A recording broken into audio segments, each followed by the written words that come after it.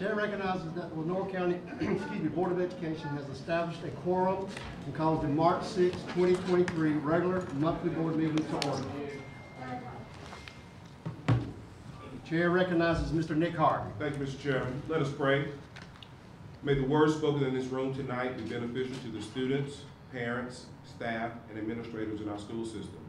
And may we be led by the guiding principle to always base our decisions on the best interest of our young people. Amen. Thank you, Mr. Harvey. Please join me in the Pledge of Allegiance. I pledge allegiance to the flag of the United States of America and to the republic for which it stands, one nation, under God, indivisible, with liberty and justice for all.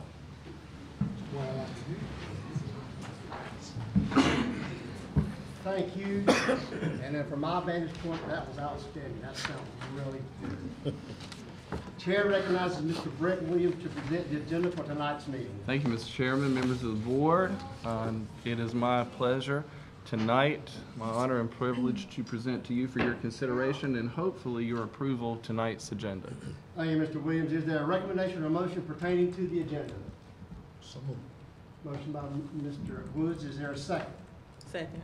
Second by Dr. Outlaw Starkey. We have a motion by Mr. Woods and a second by Dr. Outlaw Starkey to approve the board agenda as presented. Is there any discussion? Hearing none, Chair will call for the vote. All in favor of the motion as stated, please signify by raising your right hand.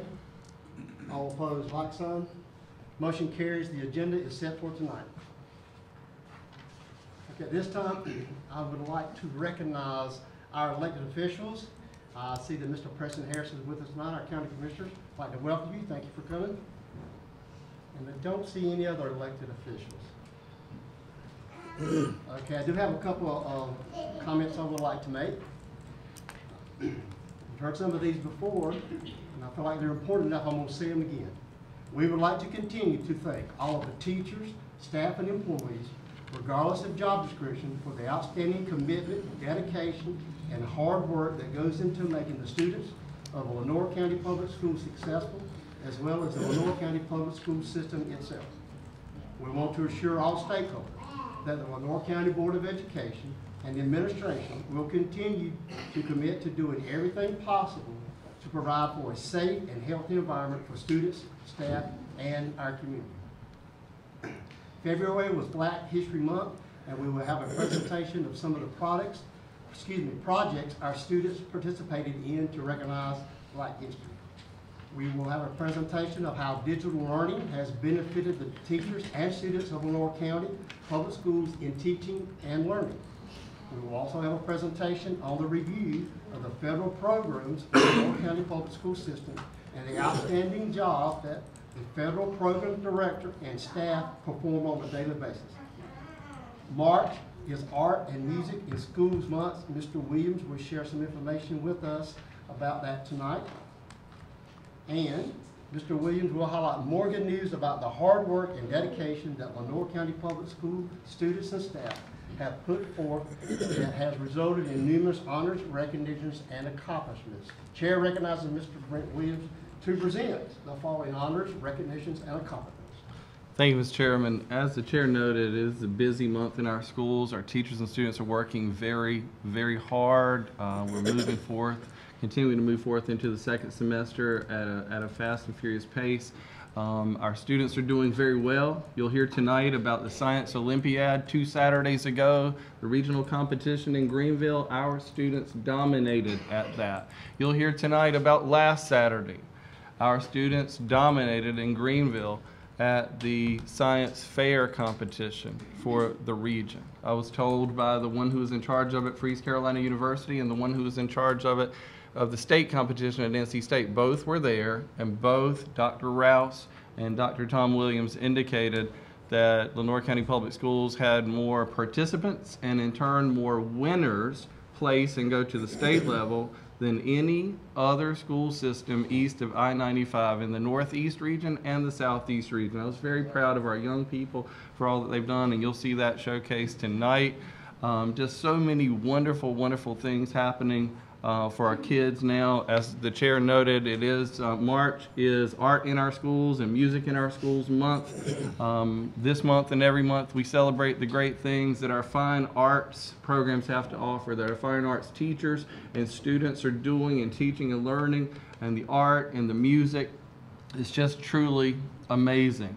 On Saturday, we had our all-county chorus at the Performing Arts Center at Kinston High School. And out in the lobby, we had a little taste of the art show that you'll see later this week from our students. But our students' artwork on display, truly it's amazing, outstanding, professional level artwork. And then inside the auditorium, we had just a wonder of sound. We had all of our students, our elementary students, our middle grade students, and our high school students performing together. And somebody said to me, you know, they've done really well learning this year. And I said, they haven't learned it this year. They learned it yesterday and today. On Friday, they came together for the first time and combined their voices and learned the music and learned each other, learned how to walk up on the risers together and how to enter and exit and everything that it takes to do a production. And when it came together, truly it brought tears to my eyes. Our kids are doing such amazing things, and their voices were just lifted up in song, and it was such a joy and a blessing to be there on Saturday. So great job to our students, to our staff members, everybody who had a part of that. That was outstanding, and certainly it's very appropriate to have that in Music in Our Schools Month and Art in Our Schools Month. I want to thank Miss Amy Jones for coordinating, Miss Crystal Carlisle, Miss Stacy Colley, and Miss Melissa Lynch, and everybody else, the entire staff, Miss Bryant at Kinston High School, her team, everybody who worked on supporting that event. It truly was outstanding. On Wednesday of this week, we'll have an art show, a reception over at Kinston High School, beginning in the lobby, and we'll have, that's amazing. We started that a couple years ago, but you'll have a chance to see a deeper dive into the artwork on display that our students have done, and I think you'll be amazed. We're entering some of that artwork now in a national competition through Congressman Murphy's office to hang in the United States Capitol. And we're excited. We think that we certainly will have someone placed, and we hope that it will hang there. I believe that it's 3 months that it will hang in the down where the trolley is, but underneath the Capitol between the Senate and the House. So we're really, really excited about that. But just do come out. I invite all of you. It's Wednesday at 5:15 at the Performing Arts Center. I think you'll be truly impressed. This Saturday we'll have our all-county band program at the Performing Arts Center at Kinston High School. All are invited to attend, and I think you'll be truly impressed. Our EC, our Exceptional Children's Awards Night, one of my favorite events of the year, will be on March 14th. It's a great opportunity. Come out, and again, I think you will be moved by that. Our Gifted Gala will be March 21st at the Woodman Community Center across the street and down the way, and our kids' work will be on display there. So another great opportunity, and this is just a veritable feast of performance and learning on display from LCPS and these wonderful children that we're also richly blessed to serve. You'll see that, and you'll see the learning, and no more purely than in those opportunities. So we're excited about that. Tonight, it is my honor to recognize a lot of our students. We'll begin with, in celebration of Black History Month, the Lambda Pi chapter of Omega Psi Phi fraternity invited all the North County Public Schools K-12 students to participate in the 2023 Black History Month writing contest. Lambda Pi chapter of Omega Psi Phi fraternity organizes itself according to 4 cardinal principles: manhood, scholarship, perseverance, and uplift. Students were asked to write an essay or submit an oral video on an inspirational Black American or historic event that exemplifies one of these principles through their life, work, or career. We are happy to report that all 17 of our schools participated in this contest. I'm going to read the winners now, and I'd like for them to come forth, and we can applaud each winner. And young people, as your name is called, if you would come up here and stand, and then I will go up with the board chair, and we'll have we have a representative from Omega Psi Phi, Mr. Calvin Sutton. If you would come forward, Mr. Sutton, and with our board chair and Mr. Harvey, who also helps run that organization, and we will take a photograph with our young people. So remember, guys, if you'll come and line up here, and you remember you can applaud when I call their names. Elementary K2 first place winner, Kalaya Malone, Banks Elementary School.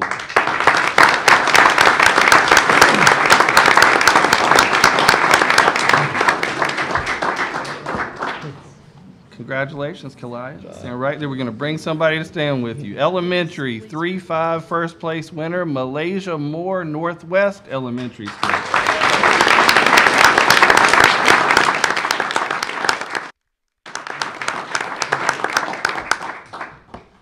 Middle school, first place winner, Braxton Zockless, E.B. Frink Middle School.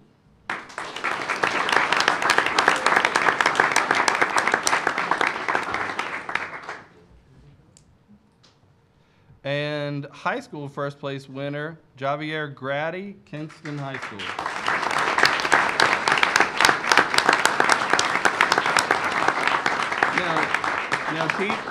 Our teachers are here to support our children tonight. If you're a teacher, if you are a teacher of these students, I'd like for you to come forward as well. Principals who support these children, come forward, please. Mr. Sutton, Mr. Harvey, and Mr. Hill will convene.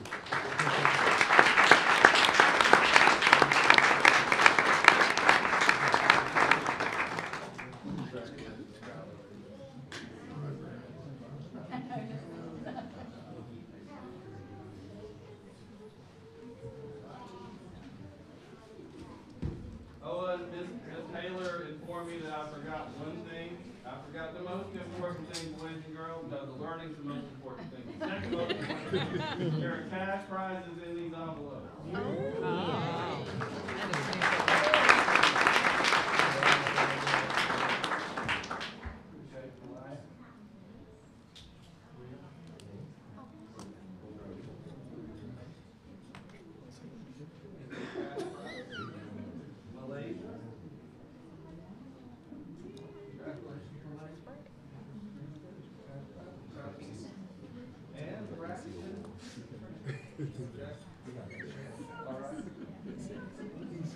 Make sure that actually is. I trust you. I know where you were. All right.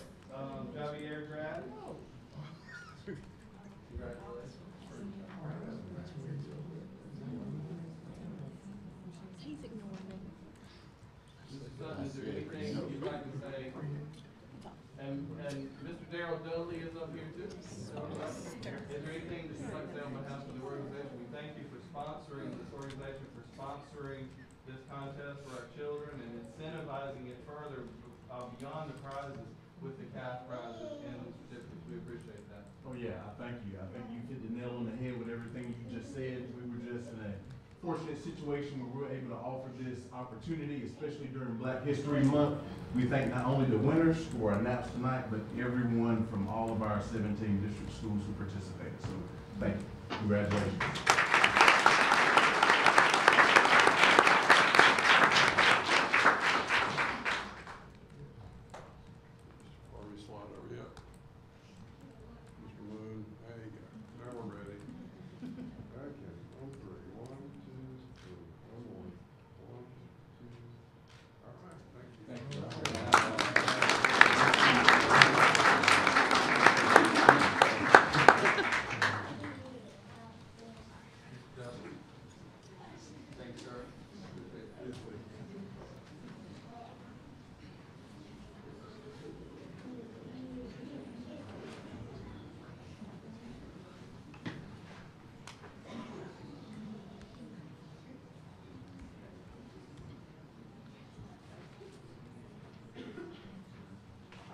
In a double feature battle of the books on February 10th, LCPS crowned 2023 winners in the middle and high school divisions.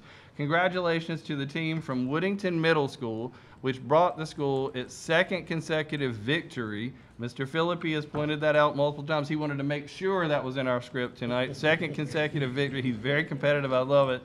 And its 10th win in the last 12 contests. I think that's the part he wanted in.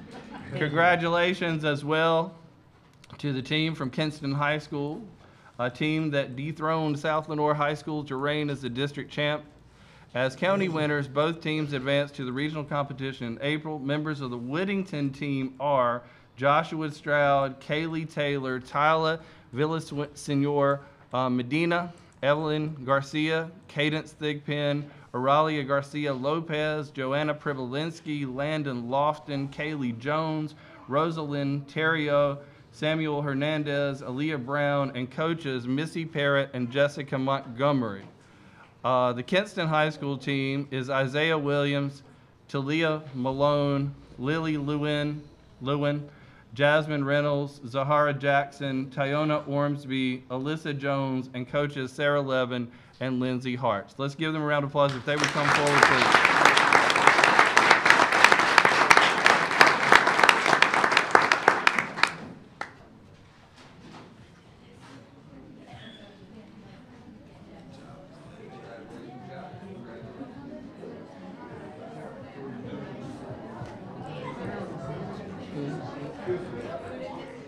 All right, guys, Mr. Holmes has asked that we do them separately.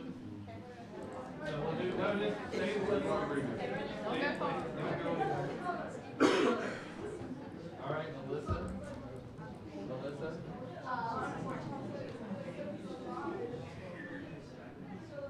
Tyona. All right, Zara. Jasmine's here. Good job. Proud of you. All right. Lily. Proud of you. Aaliyah.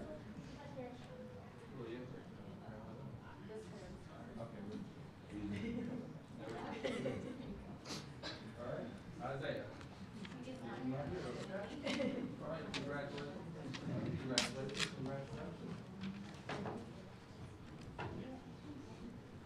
Okay, one, two, one more.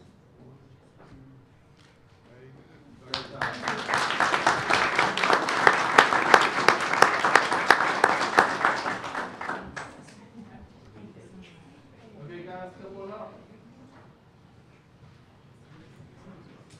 We'd like the coaches to come up and the principals too. Coaches, principals.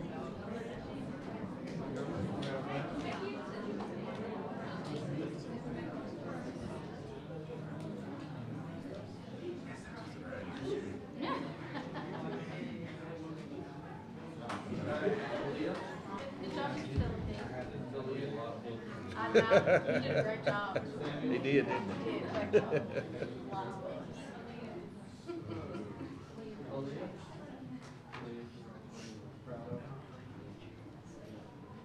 Lots of books. Haley? Haley Jones? That's the right one. Landon? That's you, Landon. Gotcha. Joanna? Joanna, congratulations. Aurelia?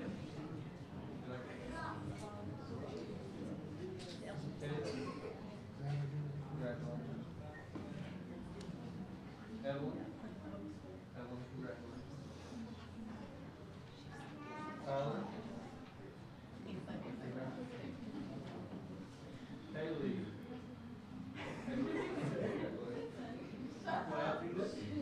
Josh?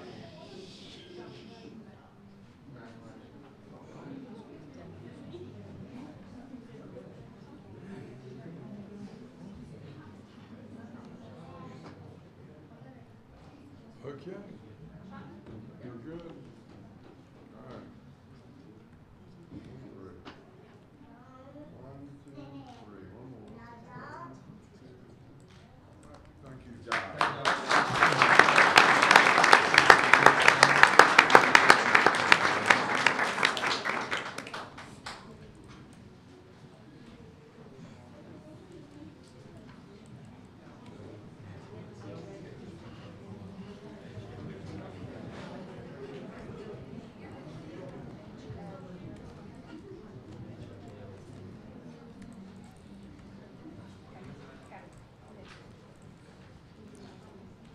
As mentioned earlier, this is science season in Lenore County Public Schools. And the science season, in this science season, we're winning big in regional competitions, as I mentioned earlier. At the Regional Science and Engineering Fair held on February 25th at East Carolina University, 27 students and 14 projects that they created won a first, a second, or a third place. Advancing to the North Carolina Science and Engineering Fair next month in the elementary division are, and when I call your name, if you would come forward, please, and stand up here. Eli Nobles of Contentnia Savannah K-8 School, first place in the regionals. Let's give a round of applause. Bryson Kennedy of Pink Hill Elementary School, third place in the regionals. Honorable mention winners, and they also this year will be advancing to the regionals at NC State University. Honorable mention winners were Farai Williams Jones,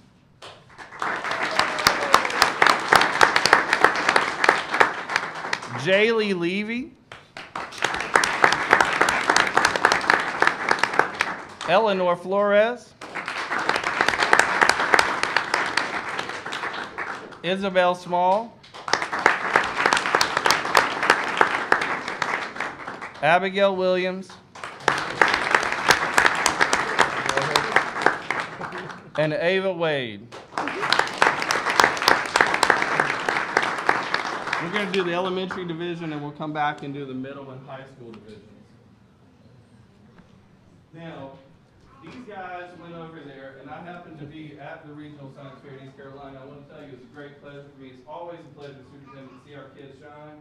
But to see them go in there, parents had to go out of the building, stay out of the building for a couple hours, and these kids went in there, stood there, and delivered. They talked about their projects, they made presentations, they explained the research, they explained what they learned, and I was so proud of them that Lenore County Public Schools walked away from 31 districts in attendance. We had more than anybody, and that's these kids right here and the ones that will come up in a few minutes. So proud of them.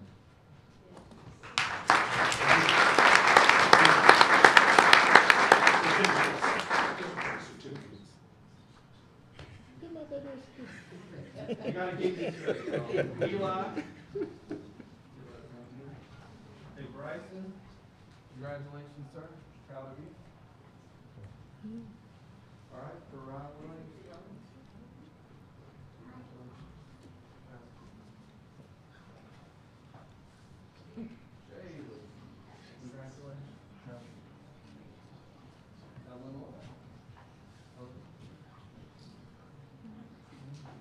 Isabel.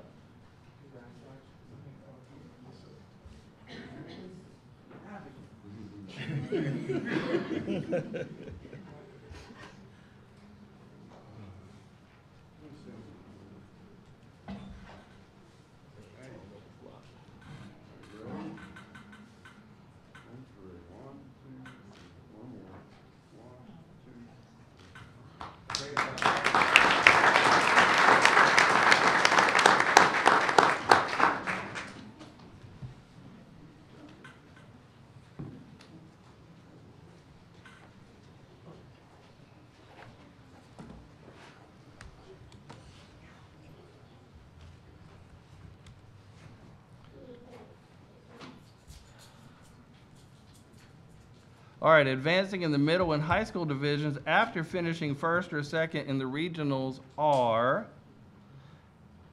Ian Ferrier of Rochelle Middle School,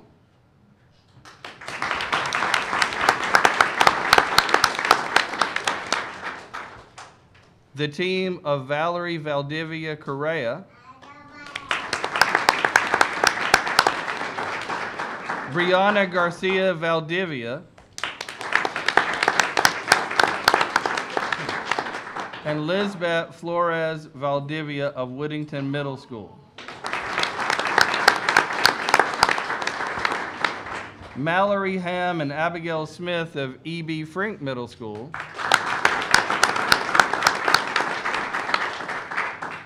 Annalise Miller and Nora Wine of E.B. Frink Middle School. Ariana Aviles, Lily Palk, and Emily Rayner of Contentnia Savannah K-8 School.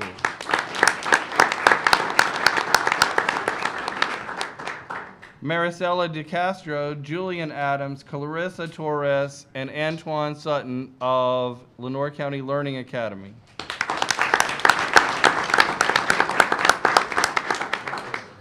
And I want to point out that Lenore County Public Schools is one of only 2 school systems in the state with winners at a regional science fair from an alternative learning program. Very, very proud of our students. And Abigail Best and Marissa Doyle of North Lenore High School.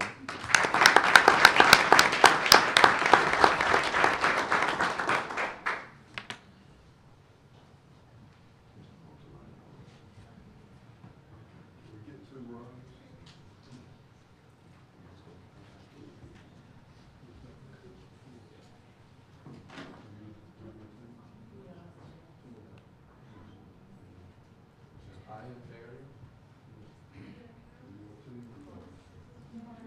Valerie. Brianna. Elizabeth.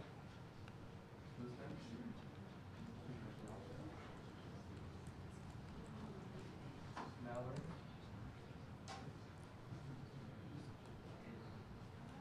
Abigail Smith. Annalise Miller. Laura. Ariana.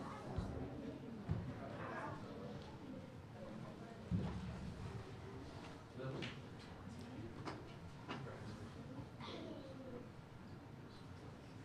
Ainsley.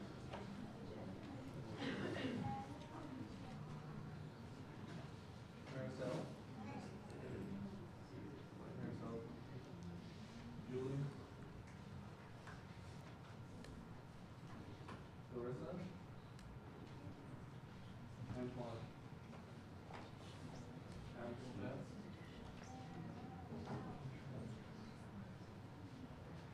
And Melissa.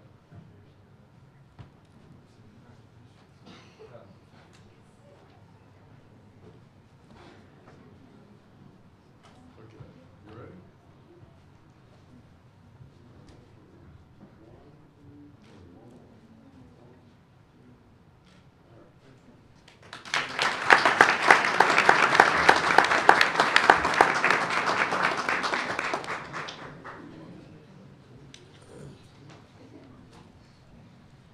Now, the North Carolina State Science Fair is on the campus of the University of North Carolina at Raleigh, NC State. I'm kidding. NC State, my favorite. It's on their campus on the 25th of March, and we do look forward to several state winners, so we're excited about that. How do they say on the shopping network? Home shopping network. But wait, there's more.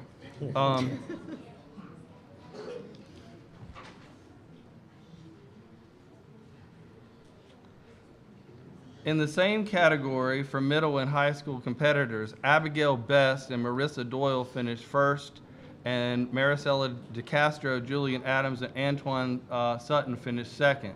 In case you weren't counting, 12 of our schools are represented in that list of winners. So, special congratulations to Marissa and Maricela DeCastro, Julian Adams, and Antoine Sutton. Now, did Julian come forth, Jesse? Was Julian here? Julian Adams? Okay, all right. So, at the Regional Science Olympiad held on February 18th at East Carolina University, the varsity team from Woodington Middle School posted top five finishes in 8 different events to power a team to 5th place overall and earn the team a spot in the state tournament next month. Kaylee Jones, Wesley Kennedy, Abby Whaley, Riley Jones, Reese Bumgarner, Kaylee Turner, Carter Johnson, Cameron Whitfield, Cadence Thigpen, Landon Lofton, Jack Rouse, Isley Hudson, Aurelia Garcia Lopez, Josh Stroud, and Eliza Rouse were our Regional Science Olympiad winners. If they would come forth now.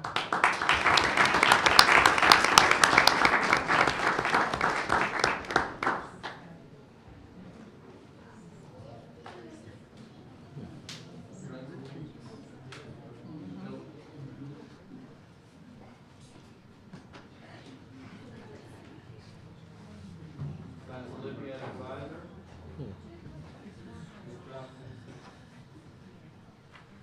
Riley. Reese. Taylor. Carter. Samuel.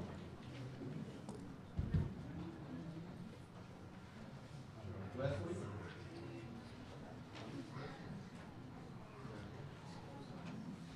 Abby.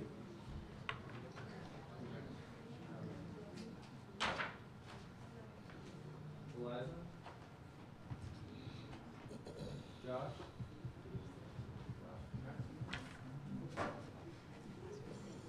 Aurelia.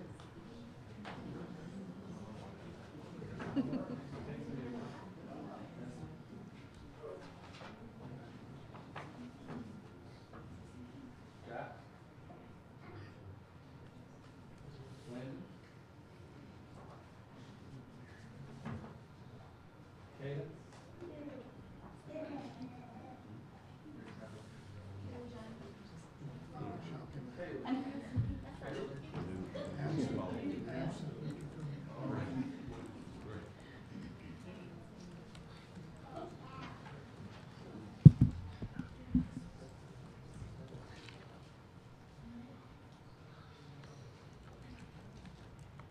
Mr. Chair, please smile around. All right, on three. One, two, and one more.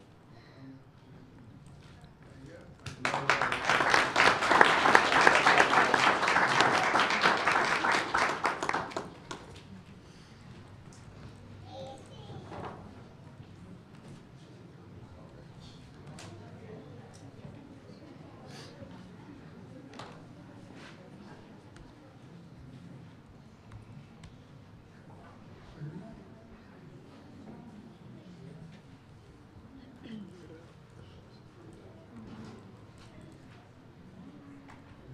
Three of our elementary students swept the special awards given by the North Carolina American Water Works and Water Environment Association. First place, Isabel Small, Laura Lawson second place, and Billy Williams third place. If those students would come forward now. In the same category for high school winners, as I said earlier, Abigail Best and Marissa Doyle finished first. Maricela DeCastro, Julian Adams, and Antoine Sutton finished second.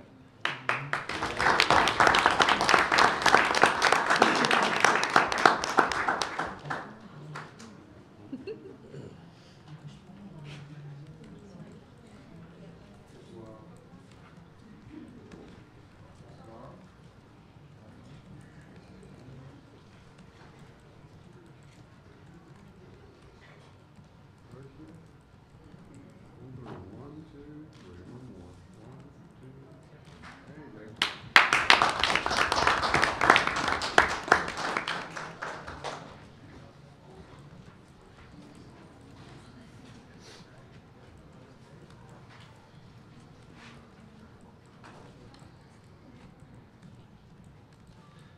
Two teachers at E.B. Frink Middle School will be honored this month by the North Carolina Association for Middle Level Education. Lakeisha Faircloth will be recognized as winner of the 2023 NCMLE SEL Educator to Watch Award. Ms. Faircloth is known for her ability to cultivate positive relationships with students and her parents, and for her tireless work in encouraging student success. As a teacher and mentor, Ms. Faircloth was instrumental in Frank's being named a top 10 school in North Carolina in the National ESEA Distinguished School Program for 2022. Second-year teacher Vincent Biggs will be recognized as a winner of the 2023 NCMLE Social Equity Educator to Watch Award. Mr. Biggs is also adept at building relationships with students and helping at-risk students to achieve success. Congratulations to both of these educators. Their awards will be presented March 21st in Charlotte. Jess, are either of them here tonight? Yes, if they come forward, please. Mr. Biggs, if you come forward, Ms. Faircloth.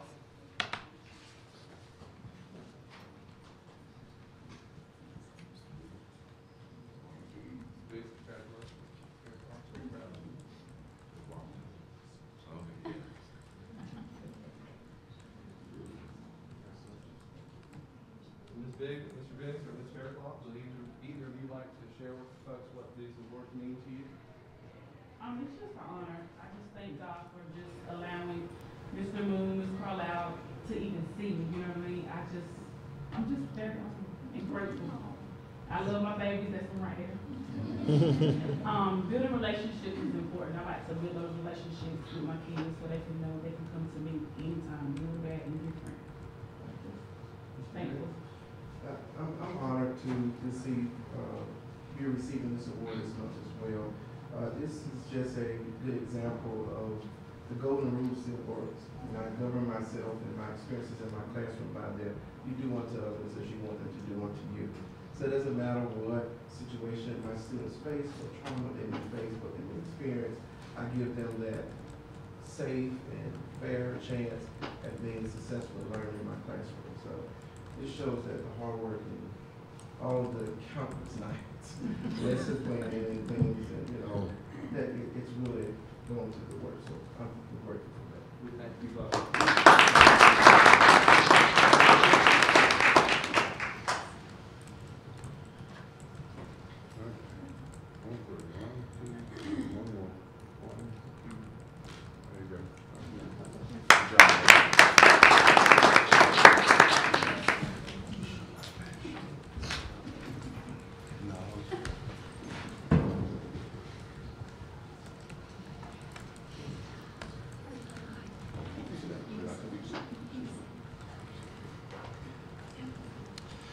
And at our March 27th meeting, he couldn't be here tonight because of something that he's actually doing as a part of his scholarship award, a part of the process. But congratulations to Kinston High School senior Darian Wilson, the latest LCPS student to win a coveted Moorhead Kane scholarship to the University of North Carolina at Chapel Hill.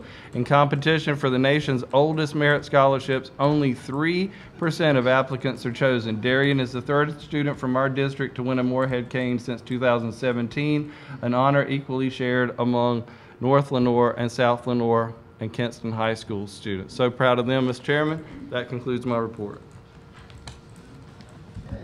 Any questions for Mr. Williams? Any comments? Okay, thank you, Mr. Williams, for highlighting those successes. And just this is still more examples of the amazing things happening in Lenoir County public school systems. I would like to say that, and I know that all of these people most of them have left, but I am proud of this school system, our teachers, our parents, and especially our students for all the hard work that they have put in into the school system, into their time, their effort, and I think it shows, it pays off, it shows it's paid off, and I just would like to congratulate all of them and say, I'm, as a parent, and as a board member, and as a citizen of this county, I'm proud to be associated with this school system. Thank you. All right, let's see here. We have two people that have signed up to speak tonight for public comments. If I would, let me just remind you, as a reminder, all per board policy, comments are to be limited to 3 minutes per person. No one will be allowed to be heard in open session regarding students or employee matter. Board members will not respond to individuals who address the board except to request clarification of points made. And we do have two people who've signed up tonight. Mrs. Murchison will be our timekeeper. And we do have two people that have signed up tonight. First one is Mr. Tress Chapman. Yes. Am I correct? Yep, that's correct. Thank you. Can I hold this? What is it on that? I can speak. Oh, I have to see. Okay. Hi, my name is Dontrez Chapman. I am a lifelong resident of Lenoir County. Graduated from all of Lenoir County schools. Top 5 to 10% of my class. Went away to college, Winston-Salem State University, where our motto was enter to learn, depart to serve. During that time, we came back here where I coached at North Lenoir High School for 3.5 years. Also mentor kids in the community. Since then, as of recently, my wife and I, we have started the Dontrez and Starshima Chapman Foundation, where we have given out thousands of dollars of scholarships to kids who graduated high school from Lenoir County High School system that are going on to attend historically black colleges or universities. Recently, we just did a partnership with, well, not a partnership, but we have started another part of our outreach to the Kent Elementary School, where we served the entire staff at Catania about two and a half weeks ago.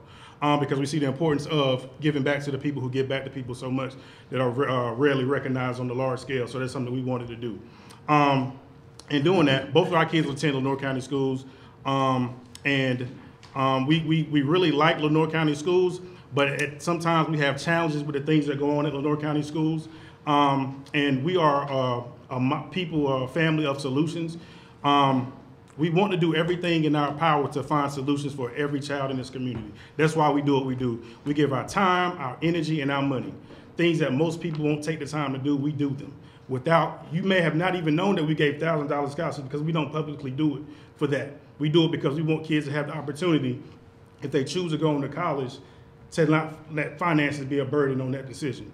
So that's something that we do, and it's something that we care about, and we care about the kids in this community. And Mr. Harvey, you started off the evening with a prayer and saying that, we want to guide the kids, to be, protected, the kids in the community, the Lenoir County schools. I wish I can say I felt the same at this point about the kids being protected at the Lenoir County school system. It has nothing to do with the incident that happened that was publicized a few days ago on television. This incident has something to do with something that my child was involved in, but I've been told by, I guess, members of the board, and somebody can correct me if I'm wrong, I can't speak about that. Is that correct?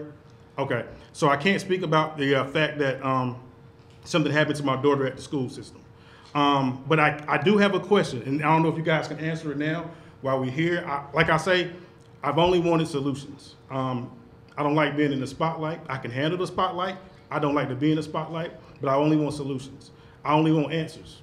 It's very simple. We are a family that helps this school system. We help this community, and we only want answers. So with that being said,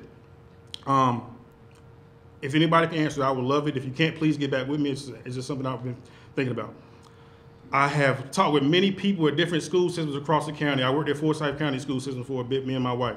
And we have never seen a school system that trains staff members that work with the students, teacher, or other parts of the school system that work on campuses to be SCAT trained. SCAT trained.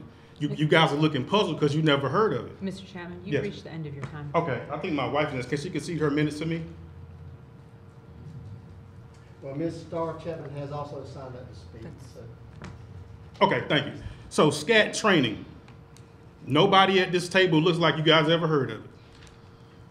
Because you guys have not authorized for your employees to use SCAT training techniques.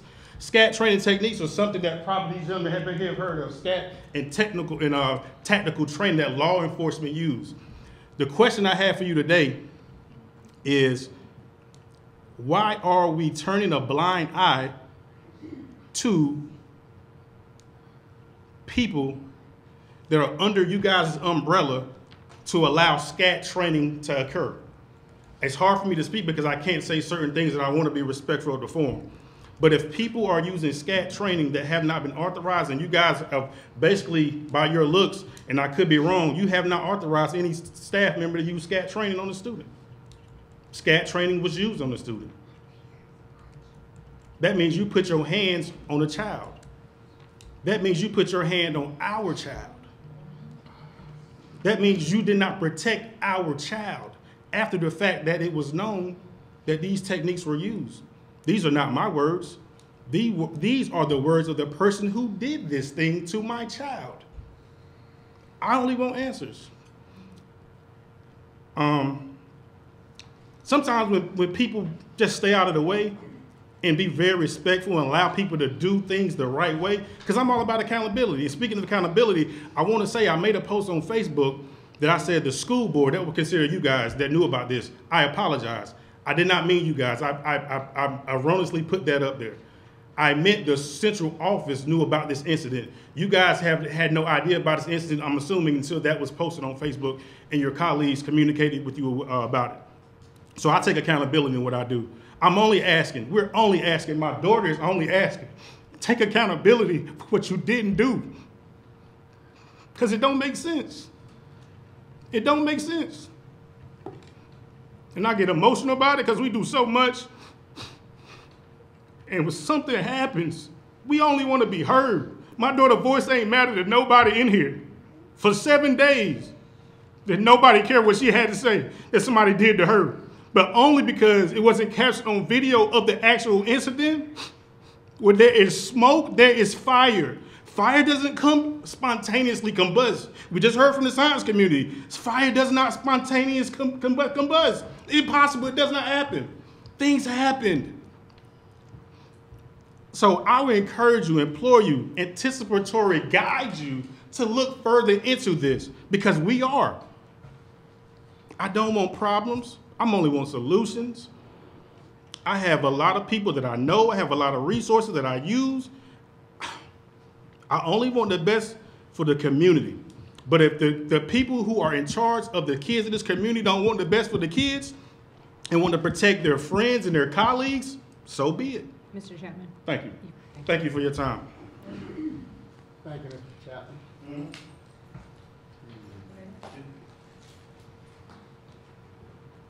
Okay, we would like to thank all our stakeholders for their time, interest, concerns, and comments pertaining to the Lenore County Public School System.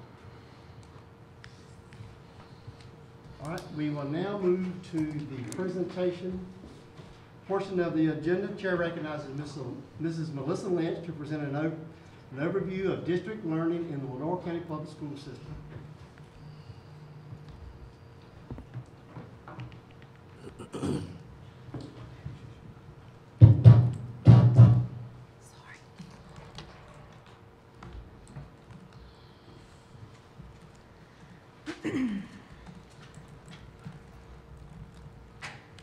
Good evening.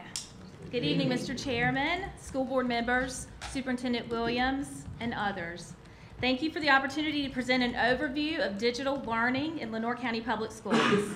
I would like to begin the presentation by stopping it from going forward.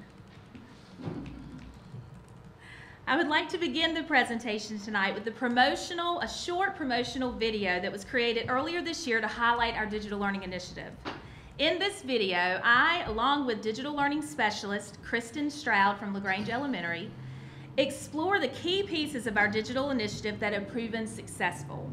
Those key areas are our instructional focus, our equal access to technology for teachers and students, which lends itself to equitable instruction, and the sustainability model that we have in place.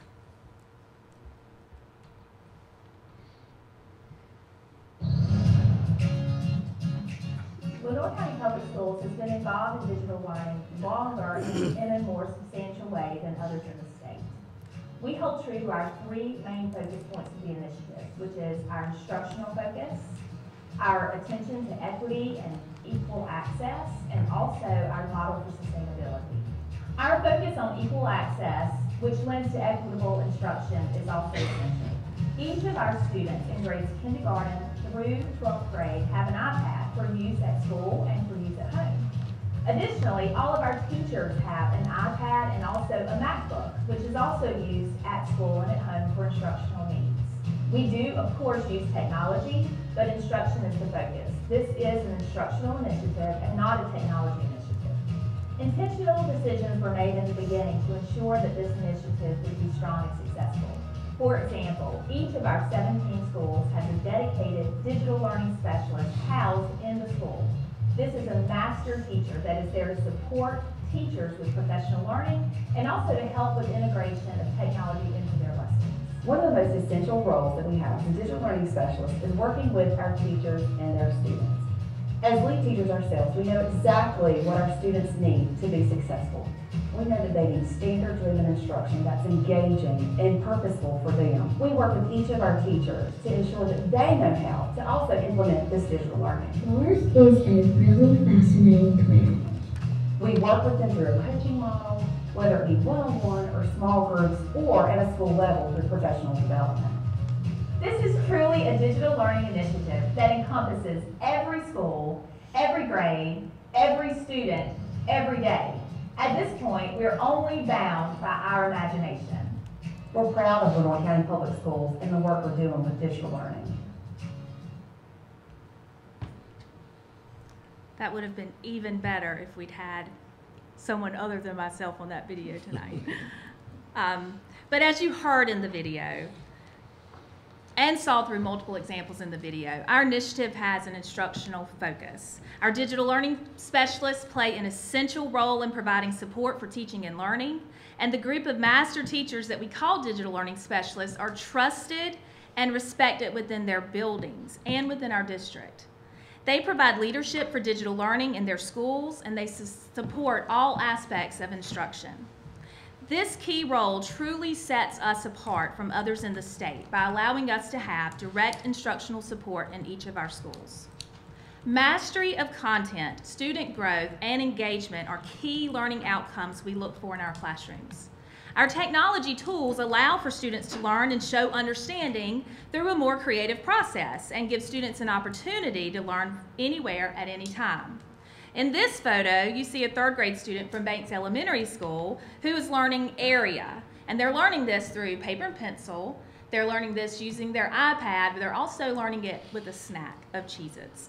So each of those tools are playing an important part of the lesson, and I'm certain that the lesson was very memorable for the student. Our DLSs also provide ongoing professional learning opportunities for teachers, and with them being in our schools, they're able to provide that one-on-one support and coaching that our teachers need. Equal access to technology for our students and teachers lends itself to an equitable learning environment. True to the vision of our board and leadership who adopted our one-to-one initiative back in May of 2014, we are fully one-to-one for all students and teachers. And this is important to note because unlike many other one-to-one programs across our state, our students and teachers have access to a personal device that is assigned to them and is able to be used at home and at school. Additional tools for learning support equitable instruction as well. As you see in this picture, we have a teacher that's utilizing her iPad, her display screen behind her, her Apple TV, and her Apple Pencil for instruction. Her Apple TV is allowing her to utilize her display screen to display cord-free without being tethered to any type of equipment. She's able to walk around the classroom, highlight important information on her passage with her Apple Pencil, all while monitoring students and being within close proximity to students. No longer do students or do teachers have to be tied behind a document camera and behind their desk. Our sustainability efforts also set Lenoir County apart when it comes to one-to-one initiatives. A dedicated funding structure, not based on grant monies, allows for dependable devices and scheduled device updates. Teachers and students appreciate knowing that devices and supports are dependable and available. Opportunities to share our success and showcase our students provide sustained momentum for this initiative. Monthly school board showcases allow students to share creative ways in which they're learning and mastering content. NC Ties, which is our state-level annual technology conference, allows our digital learning team a chance to showcase our district at the state level. This year, we have 6 presentations from our district that will be showcased this week at NC Ties. Each of our schools have also been nominated to apply for the Apple Distinguished Schools Recognition Program. We are very excited about this process and plan for our schools and our district to get the recognition that it deserves through Apple Distinguished Schools. Finally, I'd just like to thank you, board members, for continuing the vision and the leadership for digital learning. The local support of digital learning, our digital learning initiative, truly is the key to our success. I'm very proud of our district and of our digital learning initiative, and I know that you are as well. Thank you so much for your time, and I would love to answer any questions that you might have. Any questions for Mrs. Lynch? Any comments? Thank you, Mrs. Lynch, for that presentation. Thank you. Thank you. Still more examples of how digital learning has benefited our teachers and students in teaching and learning. Chair recognizes Mrs. Frances Harry to present a summary of the National Black History Month recognition and activities in the Lenoir County Public School System. Thank you.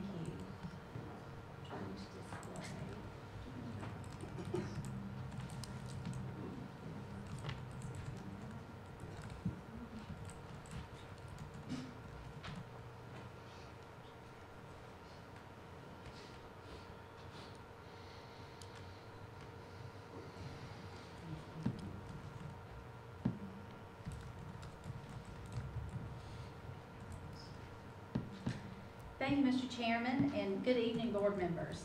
I look forward to this presentation each year so that I can highlight for you the interesting, insightful, and motivational experiences and lessons our teachers and staff plan for our students during Black History Month.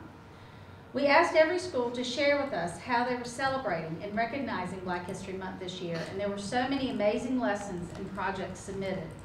There is no way I could share them all with you, and I hope the schools that are not highlighted tonight don't feel slighted in any way. All of you did a great job, but I could only share a few examples from each grade span. I hope you enjoy it. To celebrate Black History Month at Banks, the front lobby was redesigned to highlight Kinston's Hall of Fame to include George K. Battle, Brandon Ingram, Carl Long, Maceo Parker, and Jerry Stackhouse. As you moved through the Banks hallways last month, students and visitors were able to experience different moments in Black history. Each hallway transformed into a museum-like learning experience for all to see.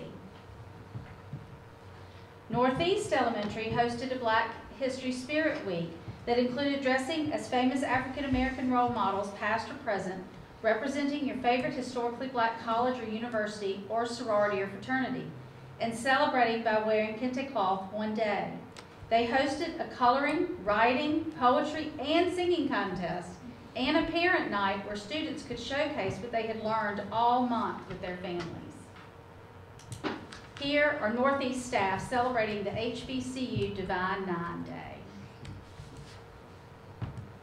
Southeast Elementary students were visited by the Kinston High School Chorus to celebrate the sounds and songs of Black history, while also showing off their Cub Step Squad talents in various classroom-level activities all month.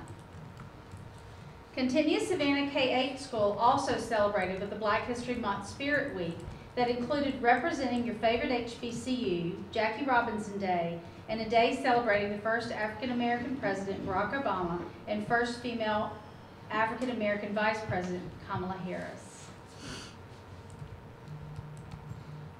Many schools included Black History Month Spirit Week. Everyone loves the Spirit Week. And Northwest joined in on the Learning Fun too. Students at Northwest dressed up in traditional colors of Africa, including traditional African print attire, celebrated HBCU College Day, and also dressed up as their favorite influential person from African history. There was a tremendous focus on school-wide, grade-level research projects. Parent letters went home sharing the project assignments so that students could work not only at school on their projects, but also at home. The students produced some truly amazing projects. Rochelle Middle School celebrated Black History Month with an original, I don't know where it went. Celebrated Black History Month with an original play entitled We Remember, with music and dance choreographed by Kentrell Lawson. They also celebrated with the HBCU Day, and students wrote essays and created projects all month long. Ms. Teacher Brown hosted Carpool Karaoke Soul Edition, where students had to learn about a famous soul singer and then sing aloud along with one of their songs. There was a mother and son poetry reading event and a visit from Kinston's very own Tony Kinsey, a poet, musician, writer, rapper, and inspirational speaker. Southwood Elementary transformed their entire gym into a celebration of art, gallery walk of influential Black Americans, and learning stations for all students. Here you can see the display celebrating Katherine Johnson and artwork with QR codes for John Lewis.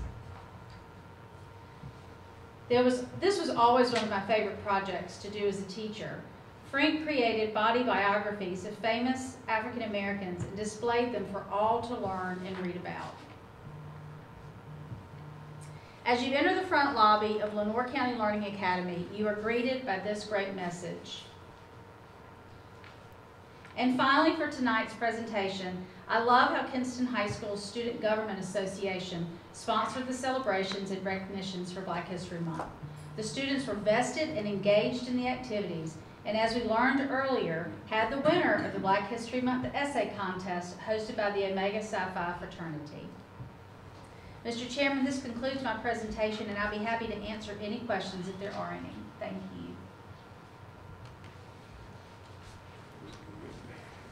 Any questions for Mrs. Herring?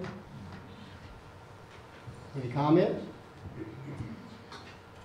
Thank you, Ms. Herring, for that presentation. Thank you to the students and the staff for recognizing February as National Black History Month in Lenore County Public Schools. Chair recognizes Mrs. Frances Herring and Mrs. Beverly Key to present a summary of the state level review process of the Lenore County Public School System federal programs. This evening, it will be Ms. Key will lead the presentation.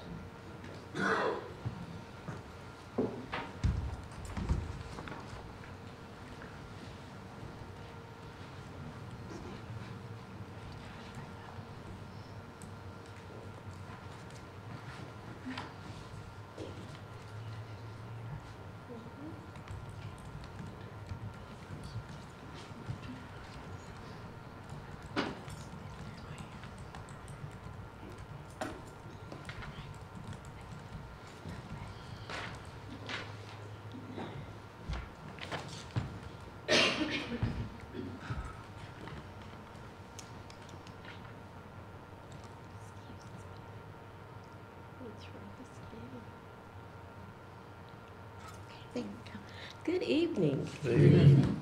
It is an honor and privilege to be here to inform you that Lenore County Public Schools did a very well job on the monitoring review visit.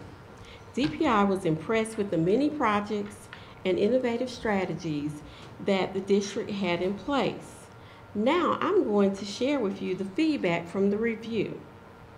The ESSER, which stands for the Elementary and Secondary School Emergency Relief, and the GEAR funds, which stands for Governor Emergency Education Relief Funds, were monitored virtually by DPI, the Office of Federal Programs, on February the 13th.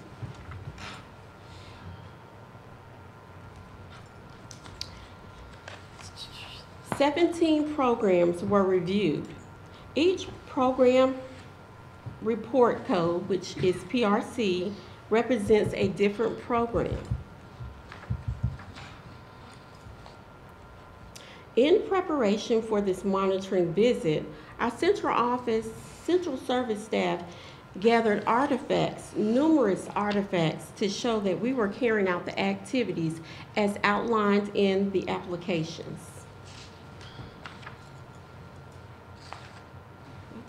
The collection of the artifacts for each program report code was then placed into the following categories. Element 1, which was implementation.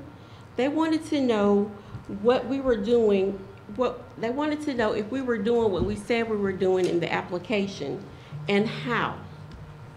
Element 2 focused on monitoring for effectiveness. They wanted to know how did we know what we said we were doing was effective. Element 3, they wanted to see our budget and expenditure reports. And element 4 dealt with equitable services. This information was submitted to the Office of Federal Programs on February the 6th. The monitoring review was conducted virtually with the team on February the 13th. On February the 20th, we received the ESSER GEAR monitoring review results.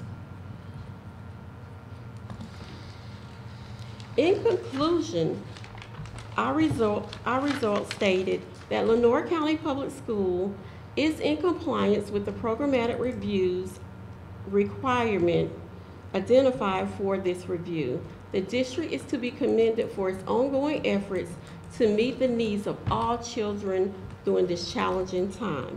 And this was taken right off the letter from the Office of Federal Programs GEAR monitoring report. And remember, this is the 3 waves of federal funding flowing through the state level: ESSER 1, ESSER 2, ESSER 3, millions of dollars. And of course, we're audited each year with our regular audit, but this was a monitoring review visit from DPI, as she said, with those key components up there, making sure we're actually doing what we said we were doing in our plan, and that it's what we said we're doing is working, and that the money's being spent effectively for the greatest needs of our children as outlined in the plan.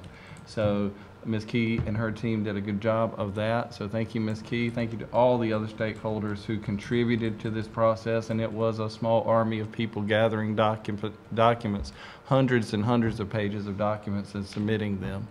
So thank you, Ms. Key. Thank you. Any questions for Mrs. Key?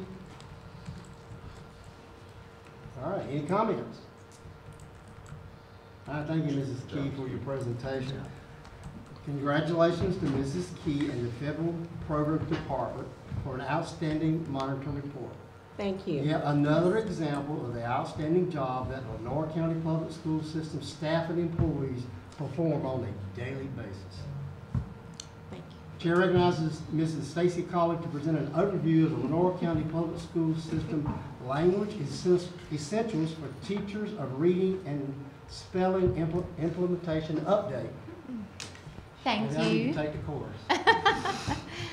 Thank you so much for allowing me to present to you tonight and give you an update about our letters progress that we've made so far.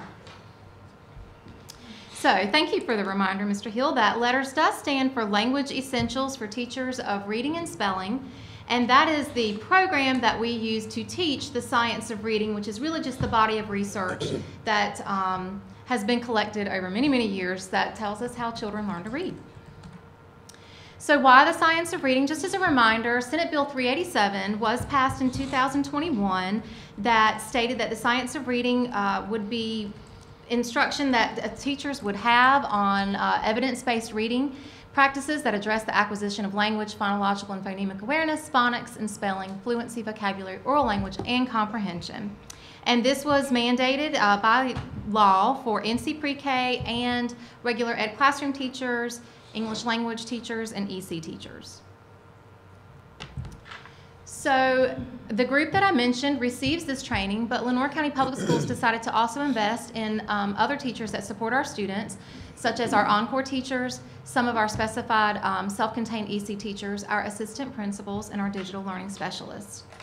It is a 2-year training. It has 8 units, and there are 8 PD sessions. It is composed of the 5 core essential components of literacy, but it also focuses on writing, spelling, and oral language. Units 1 through 4 are focused on the actual reading science of phonology, the basics and advanced phonics, and the educational diagnostic assessment, which we use DIBELS for that, and I'll mention that in just a minute. And then units 5 through 8, which will be next year for our teachers, teaches vocabulary, language, and reading comprehension strategies, as well as writing strategies. As I mentioned, each unit actually consists of 4 pieces of training. First, they have book work. There's also software that's done on the computer. There is a bridge to practice, and that's the application piece where teachers take what they've learned from that unit and actually work with some students on the skills that they learned. And then there's actually the professional development that the company provides. Our pre-K teachers are also involved in this. Their training is a 1-year training. It has 4 units and 2 PD sessions. It is composed the same way, with having the book work software, bridge to practice, as well as the professional development by the company. We also have training for our administrators. Their training is 1 year, and it consists of 2 units, the principal's primer and then letters for teachers that is like I'm sorry, I lost my words. Encompasses the entire 2 volumes that the teachers will do, but they do it in 1 year. I'm also doing some additional training with the principals in letters to dive down a little deeper so that they can get more true to what teachers are getting and know exactly what the teachers are learning. So our timeline began in August. We had our district-wide kickoff, and then we had Unit 1 was in August, Unit 2 was in October, Unit 3 was in January, and our Unit 4 is actually split into 2 days. That will be in March and April. For our pre-K teachers, very similar timeline. Their last unit for PD will be in April. So the path to success, we have some elements in place that we feel like have made this a success so far. A pacing guide was provided to all teachers, all participants, pre-K teachers, everyone, to assist them with staying on track with completion of the units. Each school has incorporated the learning from letters into PLC conversations and implementation in the classroom, which we'll talk about in a second, as well as completing their bridge to practice, which, like I said, that's the application piece of what they've learned. As far as work sessions, you know, we do have the actual Zoom PD or face-to-face PD, but there is also time allotted in our schedule in our work days and our early dismissals that are utilized for letters work sessions so that they have time to get this done. You can see the breakdown of those days. We have also built in some catch-up weeks, especially around the holidays, so that they could have time to catch up if they needed to. We do have letters progress checks, so I send about every 2 weeks I'll send an update to principals of where teachers are in the process of their, you know, how their completion of their letters, so that they can help, you know, help work with the teachers and making sure that they're on track. Teachers do receive over 2 CEUs for each unit completed, so there will be over 8 CEUs awarded just this year. No problems with licensure as far as maintaining that. So is it making a difference? That's what we really care about, right? And it is. What we've looked at, I've got 2 data points here for you. This data point is comparing middle of the year data last year to middle of the year of data this year. Because last year we were doing what we've been doing. This year, new year, we are adding elements of letters, and we also have a new phonics program that our K through 2 is working on. So if you look at our data and our increases, kindergarten is kind of that blank slate coming in. So we have shown an increase of 4 percentage points in that. And that is good. At 5 percentage points is considered usually statistically significant. But if you look at first grade, the difference in the 2 years is 10 percentage points. And second grade, the difference is 17 percentage points, which is very significant. And we're very excited about that. And our second grade teachers are very excited about that as well. All schools made progress, but we did want to highlight that in kindergarten there were 4 schools that increased proficiency from last year from anywhere from 12 to 37%, which is unheard of. That's amazing. First grade, we had 7 schools that increased anywhere from 12 to 23%. And second grade, 8 schools increased proficiency from 10 to anywhere between 10 to 29%.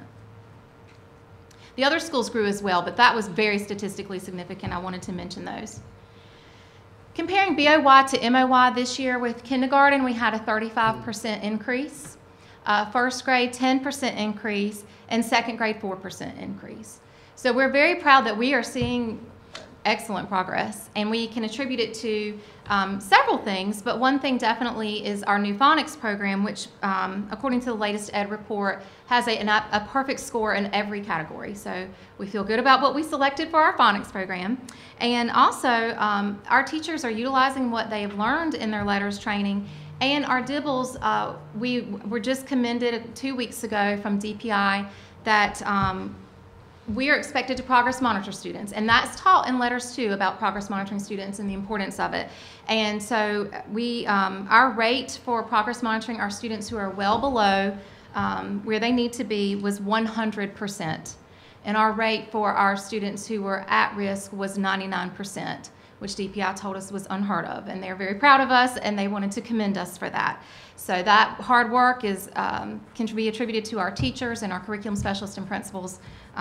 They've done a great job of staying on top of things this year.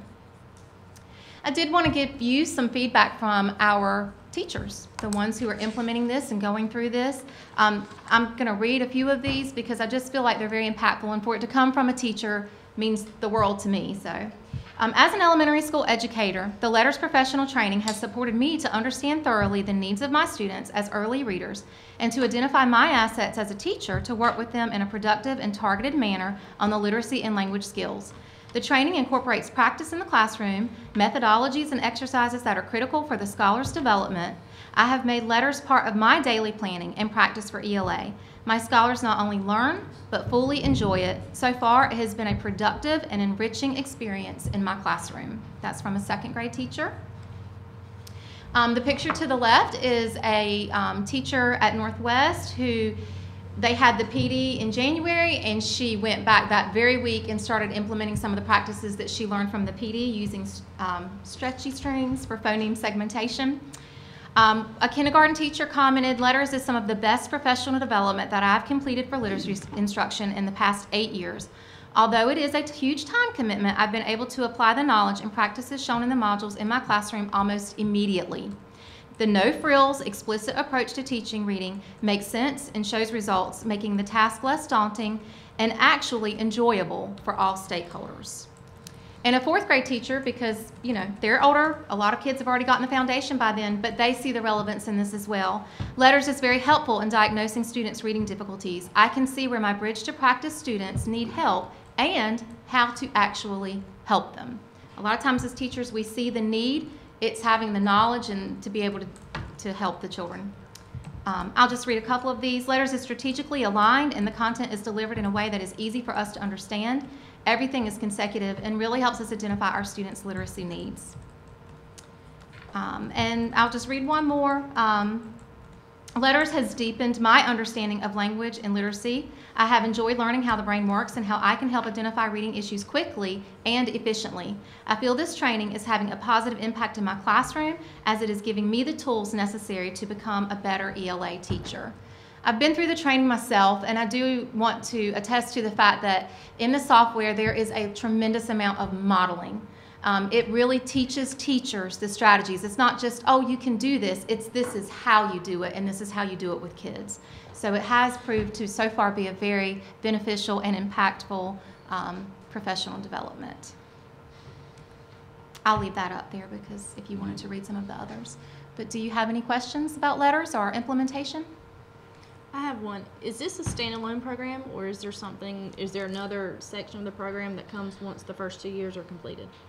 So this, once it's done, it's completed, but this is something that we will continue to support through PLCs, and we already have some guiding documents for that to kind of keep bringing this to the forefront.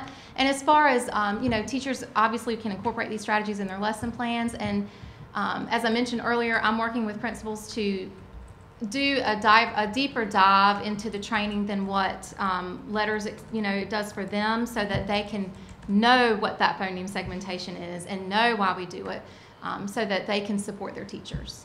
And the legislation also mandates that any new employees that Yes. we hire, K-5, have to be trained in the science of reading. That was my next question. I'm sorry, yeah. So yes, this will be ongoing, but once the teachers have done their 2 years, they don't necessarily have to do it again. It's just we'll continue with supporting them. All right, any questions for Mrs. Collins? Any comments? All right, thank you, Mrs. Collins, for that Thank you. presentation. And as you stated, it does appear that it is making a difference. Chair recognizes Mr. Eric Adams to present the financial report for February 2023. Thank you, Mr. Chairman. Good evening, board members. The prepared for your review this evening is the February budget to actual financial report. The report summarizes budget and year-to-date activity for all fund sources of Lenore County Board of Education. Additionally, the report presents the local current expense fund balance for the same time period. As you have an opportunity to review the report, I'll be happy to address any questions. Good. Yes, sir, Mr. Addison. Mr. Adams, Yes, sir. we got your fiscal audit report from last year, which was outstanding. We just got the report from the federal programs, which that financial component is also outstanding. You're to be commended for the job that you are doing in finance.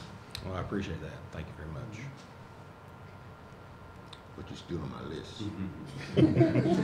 I knew that was coming. I knew it. Somewhere, didn't you? I was waiting for it. I knew it was there. Sounds like a big fruit. All right. Any other questions for Mr. Adams? Any other comments? All right, thank you, Mr. Adams, for that presentation. Before we move on, I myself would like to thank Mr. Adams and the Finance Department for doing such an outstanding job in keeping Lenore County Public School system financially fiscal and sound. All right, we will now move to the action portion of the agenda. Chair recognizes Mr. Eric Adams to present Budget Amendment Number 3 for the 2022-2023 fiscal year. Yes, sir. Thank you again. Budget amendment number 3 is being used to revise the working budget for Lenoir County Board of Education. And as you see noted in the background information, the State Public School Fund, Local Current Expense Fund, Local Capital Outlay Funds, excuse me, and the other local current expense funds are being amended with budget amendment number 3 and the specific PRCs. As you have an opportunity to review the budget amendment, I'll be happy to address any questions you may have. Any questions for Mr. Adams? All right, thank you, Mr. Adams. Is there a recommendation or motion pertaining to budget amendment number 3? Move to approve. Motion by Mr. Anderson. Is there a second? Second. Second by Mr. Smith. We have a motion by Mr. Anderson, a second by Mr. Smith to approve budget amendment number 3 for the 2022-2023 fiscal year as presented. Is there any discussion? All right, hearing none, chair will call for the vote. All in favor of the motion as stated, please signify by raising your right hand. All opposed, like sign.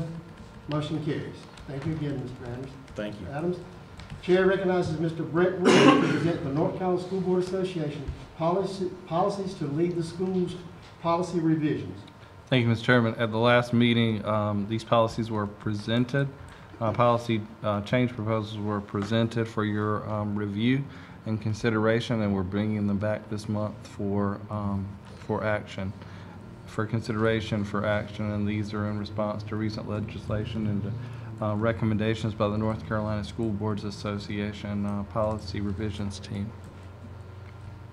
All right, are there any questions for Mr. Williams? Okay, everybody had a chance to review the policies. All right, thank you, Mr. Williams. Is there a recommendation or motion pertaining to the policy revisions? Move to approve. Motion by Mr. Smith. Is there a second? Second by Mr. Woods. We have a motion by Mr. Smith and a second by Mr. Woods to approve the North Carolina School Board Association policy revision as presented. Is there any discussion? Okay, hearing none, chair will call for the vote. All in favor of the motion as stated, please signify by raising your right hand. All opposed, like sign. Motion carries. Chair recognizes Mrs. Frances Herring to present the Continue Savannah and the Migrant Program out-of-state school field trips. Thank you, Mr. Chairman. I have 2 out-of-state field trips for your consideration tonight. One of them is from Continue Savannah. They'd like to take 90, their entire 7th grade, to Williamsburg, Virginia. And they will be, the trip is scheduled for Friday, May 19th. They'll drive up and back in one day. And the second trip is for our migrant education program, and this is a really exciting opportunity. We have 43 students identified to go to Washington, D.C. to spend a week in Washington, D.C. this summer for what's called the Close Up program. And it gives them, our migrant students, the opportunity to, the way they read it is to inform them, to inspire them, and empower them to become active and engaged citizens and develop the skills and attitudes necessary to become leaders in their schools and communities. And so that trip is scheduled for June 11th through the 16th. And we provide transportation with a charter bus, and we have some that are going by train. So I'd like to respectfully request that Continue Savannah and our migrant students be allowed to go on these out-of-state trips. Yes. All right, any questions for Mrs. Herring? Is there a grade level configuration for the migrant? It's high school students. Just, 6 through 12. I thought it was all high school, but we do have a few middle school students going. But they're throughout the Lenoir County and Greene County, because we serve the migrant students in Greene County too. Yes, sir. All right, any other questions for Mrs. Herring? All right, thank you, Mrs. Herring. Is there a recommendation or motion pertaining to the out-of-state school field trips? Motion to approve. Thank you, Mr. King. Is there a second? Second. Second by Mrs. Cash. All right, we have a motion by Mr. King and a second by Mr. Cash to approve the Continue Savannah and the Micro Education Program out-of-state school field trips as presented. Is there any discussion? You called him Mr. Again. I'm sorry? You called him Mr. again. Miss Cash. Wait, who made the motion? He did. Mrs. King. made it. Okay, I'll apologize. I'll say this. Mrs. King. What did I say? Sorry. All right. The motion was made by Mr. King, and the second was made by Mrs. Cash. My apologies. I thought I said Mrs. Cash. All right. Is there any other discussion? Any more corrections? All right. Hearing none, Chair will call for the vote. All in favor of the motion, as stated by Mr. King and second by Mrs. Cash. As presented, all in favor signify by raising your right hand. All opposed, like sign. Motion carried. My apologies. Chair recognizes Mr. Nick Harden to present some surplus items. Thank you, Mr. Chairman. Okay, here we go. The attached items are from the Technology Department tonight, and they are submitted for your approval to be deemed surplus. Any proceeds derived from the sale shall be returned to the Technology Department. And we have Apple products tonight, only one Dell, so we're modernizing. So I'm seeking your approval, please. Any questions for Mr. Harden? Thank you, Mr. Harden. Is there a recommendation or motion pertaining to surplus items? Motion to approve. Motion by Mr. King. Do we have a second? Second. Second by Mr. Smith. We have a motion by Mr. King and a second by Mr. Smith to approve the item surplus as presented. Is there any discussion? All right, hearing none, Chair will call for the vote. All in favor of the motion as stated, please signify by raising your right hand. All opposed, like sign. Motion carries. Is there a recommendation or motion pertaining to closed session? Yes, Dr. Outlaw Starkey.